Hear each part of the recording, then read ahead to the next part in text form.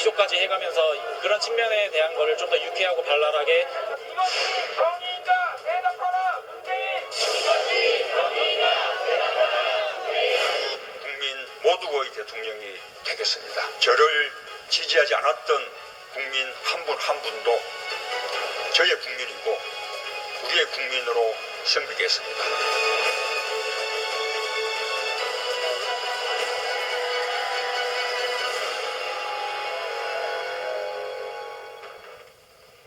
네, 그동안 정치권이 이 광장에서만 세대결에 치중하고 국회 정치는 실종됐다 이런 지적을 많이 받아왔습니다. 그런데 한국당 10일 당 차원 집회도 취소했고요. 서초동 토요일 있죠? 예, 그리고 서초동 집회도 12일 이후 토요일 이후에는 아직 계획이 없습니다. 이런 광장 정치가 교수님 이제 소강 상태로 접어든다고 보실까요? 광장 정치가 한계가 있죠. 그러니까 예. 대의민주주의를 보완하는 측면에서, 보완하는 차원에서의 직접민주주의적인 요소라면 그건 대단히 좋은 거예요. 그러니까 우리가 1987년도 6월 항쟁, 그리고 박근혜 전 대통령 탄핵 2016년도 17년도 초까지 말이죠. 그건 직접민주주의적인, 그리고 광장의 어떤 국민들의 의사가, 주권자의 의지가 집약적으로 표현된 거거든요. 그러면서 어쨌든 사회적 합의가 모아지고 모색되고 이랬던 거란 말이에요. 그래서 그런 부분들이 국회에 대해서 시민으로서, 주권자로서 강력하게 의사를 표시한 건데, 이번의 경우에는 양 극단의 주장들이 접점의 여지가 거의 없어요. 그러니까 이런 것들은 어떤 광장의 어떤 시민들의 개혁 에너지가 동력이 돼서 국회에 대해서 보완이 되고 그것이 국가 정책으로 이제 집행이 되고 이렇게 돼야 되는데, 그렇지 않고 완전히 양극단으로 알리다 보니까 이거는 대의민주주의를 보완한다기보다는 반정치를 부를 수가 있어요. 엔티 폴리틱스를 부를 수가 있기 때문에 저는 이건 썩 바람직하지 않은 것 같아요. 근데 제가 보기에는요, 지금 서초동 집회와 광화문 집회가 어떤 그 합의를 모색해 나간다든지 이견을 바탕으로, 다른 의견을 바탕으로 해가지고 지금 이견을 바탕으로 뭔가 접점을, 절충을 해나가는 그런 것과 저는 거리가 멀다고 생각합니다. 이 서초동 집회는 완전히 검찰 개혁과 조국 수호를 등치시키고 있고, 광화문 집회는 조국 퇴진을 완전하게 보여주고 있기 때문에 이 상황에서 광장의 정치가 더 계속된다는 거는 그건 대단히 바람직하지 않고, 아마 정당들이 같은 아마 경우는 여의도에서 이제 여의도에서 또 마쁜 짓가 있었죠, 일부. 그래서 저는 정당들이 아마 그러한 부분들을 인식하는 것이 아니냐.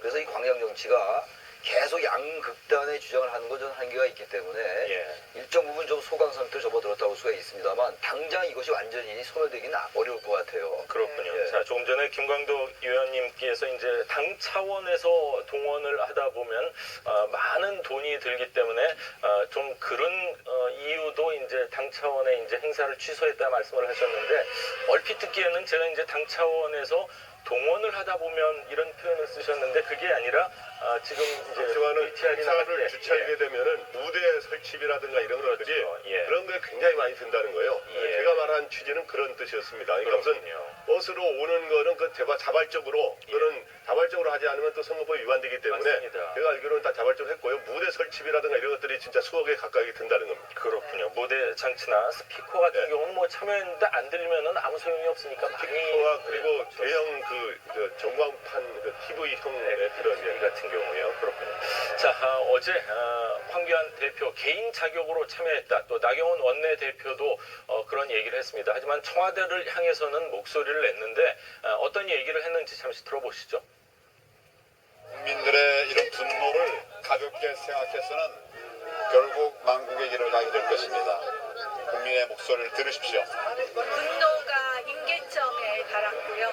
이제는 문재인 대통령께서 정말 결단할 시간이라고 생각을 합니다. 국론을 이렇게 분열시키고 국민의 마음을 이렇게 거스르는 그 모습은 결코 국민들에게 용납되지 않을 것이다라는 말씀입니다.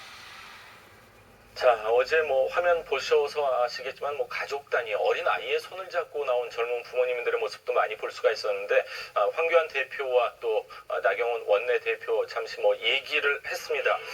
청와대는 아직까지는 뭐 이 집회에 대해서 공식적인 이야기는 안 하고 있죠. 네, 청와대가 어저께도 이렇게 수많은 사람들이 이렇게 모였는데도 불구하고 어떻게 공식적인 반응을 나온 것도 없고, 개인적으로도 정치적 언급을 거의 하지 않았는데, 굳이 말을 했다면 이런 내용입니다. TP와 관련해 청와대가 내놓을 입장이 없다.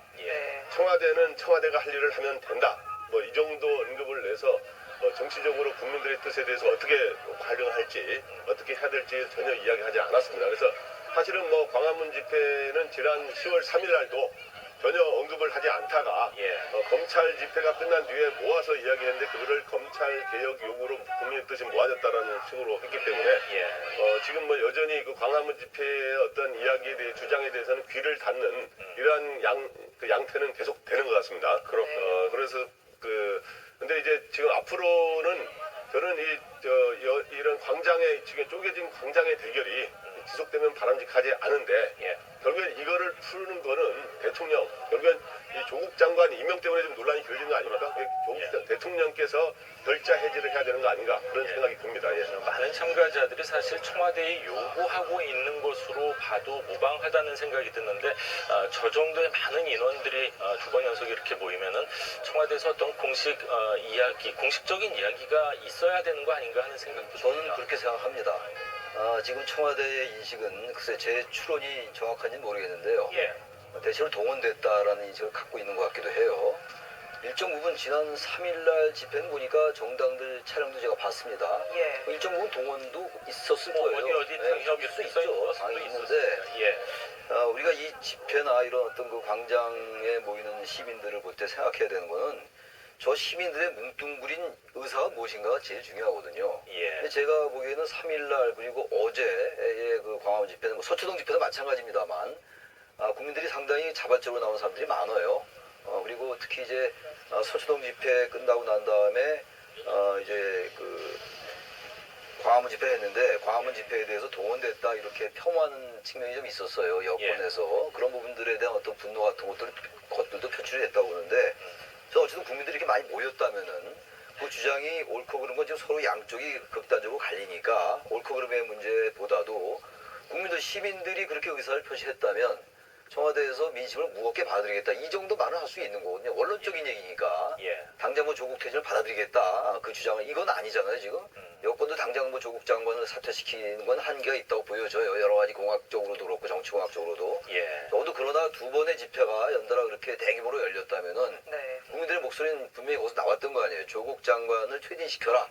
그렇다면 정권의 입장에서 볼 때는 퇴진시키기 어렵다면은 적어도 최소한도 반응은 해야 된다고 봅니다. 근데 청와대는 청와대 길을 가겠다라는 식의 메시지는 광장에 모인 국민들에게는 전 예의가 아니라고 봐요. 적어도 민심을 무겁게 받아들여야 된다라는 메시지 나왔어야 된다. 그렇게 생각합니다. 참석자들의 면면을 제가 직접 돌아다니면서 이렇게 받는